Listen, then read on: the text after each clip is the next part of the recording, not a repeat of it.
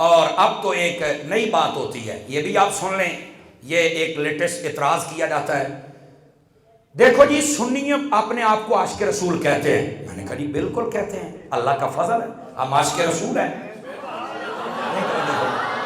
اور نہیں جی تمہیں تو پتہ نہیں چلتا تم کرتے کیا؟ تو میں نے کہا کیا کرتے ہیں بھائی بتائیے؟ آخر تم بازار سجاتے ہو؟ میں نے کہا بالکل سجاتے ہیں، اس میں کیا حرج کی بات ہے؟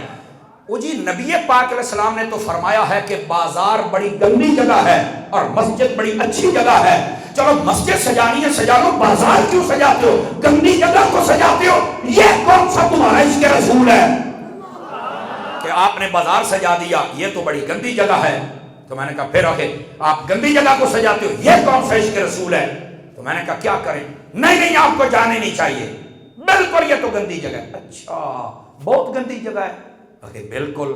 میں نے کہا محترم پہلے تو میں آپ کو ایک حدیث سناتا ہوں، نبی پاک علیہ السلام نے فرمایا کہ جو بندہ بازار میں جائے اور چوتھا کلمہ پڑھ لے، اللہ تعالیٰ اس بندے کو لاکھوں کے حساب سے نیکی عطا فرما دیتا ہے، لاکھوں کے حساب سے۔ بعض روایت میں 4 لاکھ تک کے لفظ ہیں، اتنے گناہ بھی مٹاتا اتنی نیکی۔ اب مجھے بتاؤ گندی جگہ میں جانے سے لاکھوں نیکیاں؟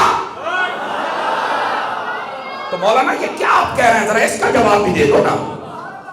اب تھوڑا سا وہ جان چھڑوائے گا، لیکن میرا حق بنتا میں آپ کو سمجھاؤں کہ لوگ یہ کیوں ایسا کہتے ہیں۔ اصل میں ان کو حضور سے محبت نہیں ہوتی، وہ اپنے بغض کا اظہار کر رہے ہوتے ہیں، لیکن وہ کہنا چاہتے ہیں کوئی جگہ نہ سجائی جائے، لیکن سہارا ایسی باتوں کا لیتے ہیں۔ تو میں نے کہا بازار گندی جگہ ہے؟ ہاں بالکل حدیث میں ہے کہ گندی جگہ ہے۔ تو میں نے کہا محترم جو آپ نے کپڑے خریدے ہیں یہ کہاں سے خریدے ہیں؟ آخر بازار سے۔ میں نے کہا گندی جگہ سے؟ اچھا محترم آپ نے جو جوتا پہنا ہے کہاں سے خریدا ہے؟ جراب، کوٹ، ویسٹ کوٹ، کہاں سے؟ یہ سب کچھ بازار سے۔ میں نے کہا گندی جگہ سے؟ یار آپ کو شرم نہیں آئی؟ گندی جگہ سے؟ سمجھ آئی نا؟ اچھا پھر میں نے کہا چلو یہ چھوڑو، یہ تو آپ کسی ریڑھی سے بھی باہر سے خرید سکتے ہیں، تو یہ جو آپ نے صابن استعمال کیا، شیمپو استعمال کیا، یہ برش استعمال کیا، ٹوتھ پیسٹ، یہ جتنے بھی لوشنز وغیرہ اور اس کے ساتھ ساتھ صابن ہے، یہ سب کچھ کہاں سے خریدا؟ آخر بازار سے۔ میں نے کہا گندی جگہ سے؟ اچھا یہ بھی گندی جگہ سے؟ تو مولانا آپ نے جو گھی خریدا ہے، دالیں خریدی ہیں، وہ کہاں سے؟ وہ بھی بازار سے۔ میں نے کہا گندی جگہ سے؟ ہر شے گندی جگہ تو رہ آیا تو کیا ہے؟ ساڑیاں چڑیاں لگ گئی تو موت پہ گئی، لائٹیں لگ گئی تو موت پڑ گئی۔ یہ ہر چیز جائز ہے۔ اخی یہ تو آپ نے مجھے ہی پھنسا لیا۔ میں کیا جی تے پھنسایا ہے؟ وہ پنجابی میں کہتے ہیں میں تو دے سب گوگو، گوگو سمجھتے ہیں؟ یہ کہتے ہیں ایسے گلا دبانا کہ سانس بھی نہ نکلے۔ یہ ایسے بات ہے، یہ تماشا تم نے بنایا ہوا ہے۔ خدا کے بندو نبی پاک سے محبت کرو۔ اچھا پھر نبی پاک نے بازار کو برا کیوں کہا؟ ہاں میں نے کہا یہ بات، یہ میں ہوں بندے دے پترا طرح ہے نا لین تے، اب میں تمہیں سمجھا دیتا ہوں۔ گرامی قدر حضرات سنیے، آقا علیہ السلام نے بازار کو کیوں کہا کہ یہ بری جگہ ہے؟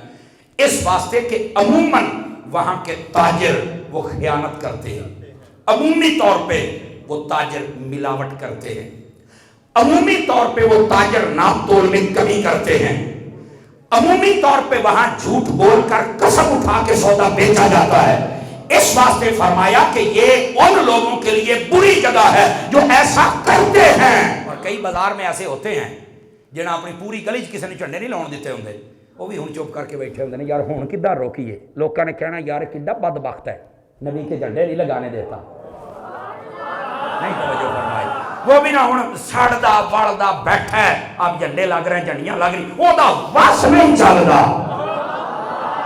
نہیں توجہ فرمائی، لیکن ہمیں تو یہ کام کرنا ہے نا، کیونکہ نبی پاک کی آمد پر تو سبھی خوش ہوئے تھے، یہ تو ابلیس بدبخت تھا جس کو خوشی نہیں ہوئی تھی۔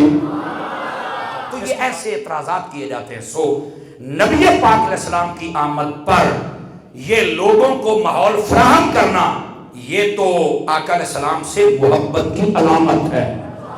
سمجھ آ رہی ہے جناب؟ تو اس واسطے ضرور یہ کام بھی کرنے چاہیے۔ لیکن ایک بڑی عجیب و غریب بات بھی ہے، ڈیرہ اسماعیل خان شہر میں اکثر حاضر ہوتا رہتا ہوں، وہاں پر ایک دوست نے مجھے کہا، پرچی لکھ کے دی باقاعدہ، یہ پچھلے سال کی بات ہے، کہتا جی نبی پاک جب مکے میں پیدا ہوئے تھے صلی اللہ علیہ وسلم تو کسی نے جھنڈے جھنڈیاں لائٹیں لگائی تھی مکے والوں میں سے؟ میں نے کہا نہیں لگائی تھی۔